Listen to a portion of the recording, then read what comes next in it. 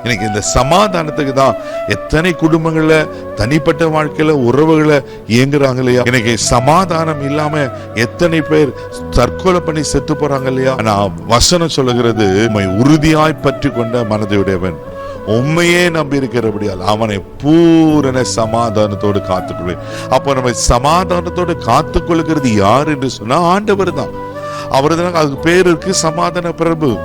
இயேசு பிறப்பதற்கு 800 வருஷத்துக்கு முன்பாகவே தீர்க்கதரிசியாக ஏசாயா மூலம் சொல்லப்பட்ட வார்த்தை, அவருக்கு நாமம் சமாதான பிரபு.